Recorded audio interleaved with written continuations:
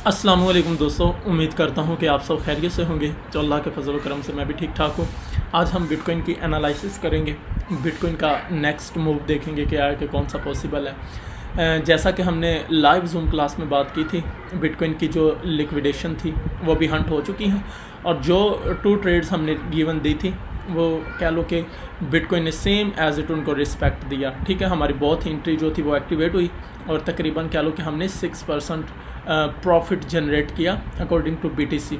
BTC का ये 6% है, हमारा अपने ज़ाती कैपिटल का डिफरेंट है।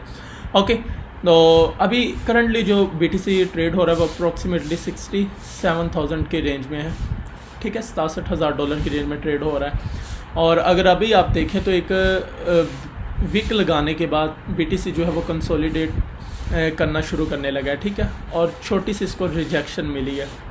अगर आप इस जोन में नज़र दौड़ाएं तो आपको नज़र आ रहा है कि यहाँ पर हमें एक इन्वर्टेड हैमर की तरह की कैंडल दिखाई दे रही है। ठीक है, ऊपर लॉन्ग शेडो है, मींस क्या यहाँ से अच्छी खासी रिजेक्शन मिली। सेम एज इट अगर पीछे की बात की जाए तो जितने भी लोगों की इस पॉइंट से और इस पॉइंट से स्टॉप लॉस थे वो इसने हंट कर लिए हैं। ठीक है, लिक्विडेशंस को उठा लिया, जिसकी वजह से फिर ये अभी नीचे की तरफ करेक्शन ले रहा है।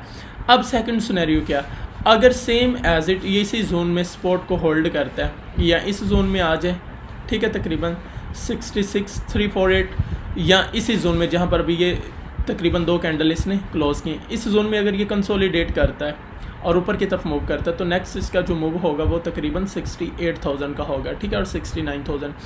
और दूसरी सिचुएशंस, अगर ये इधर सपोर्ट होल्ड नहीं करता फिर क्या करेगा कि ये जो एक छोटा सा ऑर्डर ब्लॉक बना हुआ है इस इधर से ये इस तरह करेक्शन लेके ऊपर की तरफ जा सकता है। ठीक है, और ये वैल्यू बनती है 65,564। ठीक है, ये इस ऑर्डर ब्लॉक को रिस्पेक्ट देगा और फिर ऊपर की तरफ चला जाएगा। दूसरी तरफ जो हमने प्रीवियस वीडियो में बात की थी कि इसकी आगे की जो लिक्विडेशन है वो 63,439 के ऊपर पड़ी हुई थी, तो उसको इसने हंट कर लिया। ठीक है, उसके बाद इसने नेक्स्ट अपना एक अपवर्ड की तरफ मूव दिखाया हमें, और अभी जो अपसाइड की लिक्विडेशन है वो 68,233 की रेंज में पड़ी हुई है, और सेम एज इट इसके बाद 68,667 के रेंज में लिक्विडेशंस पड़ी हुई हैं। और दूसरी बात, अगर हम प्रीवियस जोन की बात करें और same as it next zone की, तो बहुत सारी लिक्विडेशंस अब जो हैं वो जनरेट होना शुरू हो चुकी हैं, तो दोनों तरफ हमारा माइंड रहेगा। दूसरी बात, आज का जो डे है वो वेरी इंपॉर्टेंट है, बहुत ज़्यादा इंपॉर्टेंट है। हीट मैप लिक्विडेशंस को मैं अगर आपको दिखा भी दूं तो अपसाइड की तरफ जो लिक्विडेशन शो हो रही है वो सेम एज इट इसी जोन में है, और अगर आप नीचे की तरफ देखें तो ये हंट भी हो चुकी है और मज़ीद शो भी हो रही है इसी जोन में। चलें, इम्पोर्टेंट जितने भी इकॉनमी के लिए हमारे पास इधर इवेंट्स हैं उनकी बात करते हैं। वेरी इंपॉर्टेंट आज का डे जो है फ्राइडे जुलाई 26, US core PCE price index का जो है हमारे पास डाटा है आज शाम 5:30 के ऊपर। ठीक है, इसी तरह पर्सनल इनकम, पर्सनल स्पेंडिंग, ये भी मंथली डाटा हमारे पास 5:30 के ऊपर कह लो कि इसकी रिपोर्ट आ जाएगी। और 7 बजे की बात की जाए तो कंज्यूमर सेंटिमेंट और इन्फ्लेशन एक्सपेक्टेशन उनका डाटा अराइज होगा। और इसी तरह ठीक है, घंटे के बाद 8 बजे बिटकॉइन फ्यूचर एक्सपेक्टेशन है, फिर उसके बाद बिटकॉइन की कॉन्फ्रेंस है US में, फिर इसी तरह G20 मीटिंग्स है।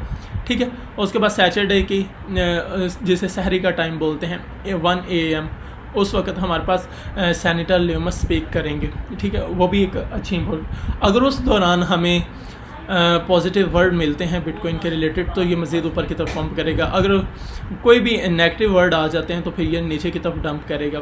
अच्छा, एक और चीज़ याद रखें, ये जो न्यूज़ होती हैं ज़ाहिरी बात है, अगर मिसाल के तौर पर मैं एक आपको छोटी सी एग्जांपल देता हूँ, अगर डोनाल्ड ट्रंप बिटकॉइन की फेवर में बोल देता है कि BTC अच्छा है, ये गोल्ड है, ये डिजिटल गोल्ड है, ये इस तरह का फलां सो ऑन, ठीक है, इसको रेगुलेट कर रहे हैं हम, मिसाल के तौर पर मुख्तलिफ इकसाम में पॉजिटिव उसके पास वर्ड होंगे।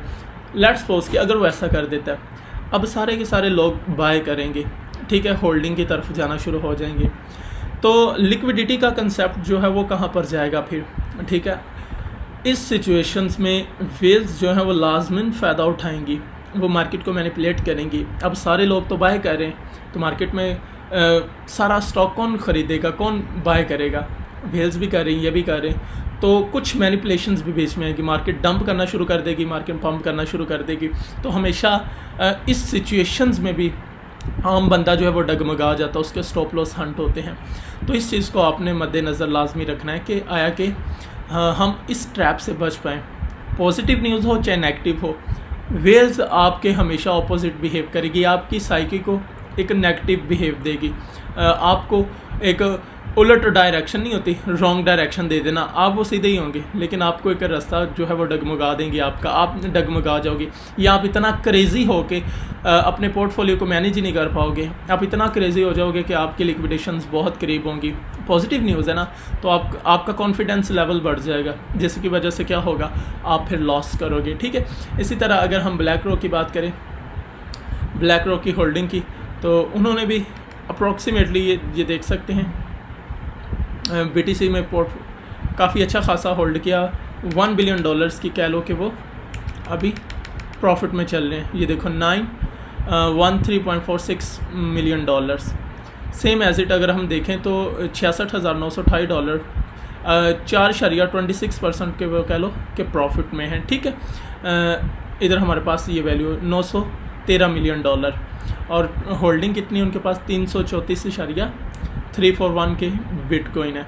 सेम एज इट अगर आप उनके डिफरेंट और पोर्टफोलियो में कोइंस को देखें तो MOG, ROI, लियोक्स, तो ये कह लो कि आप इनको भी होल्ड कर सकते हो अगर आप अपनी होल्डिंग में इनको लाना चाहते हो। दूसरी तरफ अगर आप देखो इधर थोड़ा सा राइट हैंड साइड बॉटम में, तो 5 घंटे पहले 1.446 मिलियन जो USD उन्होंने ट्रांसफ़र किए हैं। ठीक है, BlackRock builder fund to Ondo की फाइनेंस की तरफ।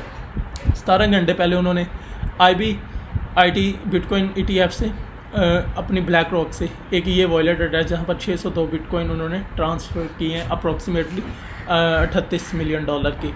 तो आपने इनके वॉलेट के ऊपर भी नज़र रखनी कि ये आया कि BTC को सेल करें या बाय करें या किसी एक्सचेंज की तरफ मूव करवा रहे हैं, तो फिर ये आपको फ़ायदा होगा। ठीक है।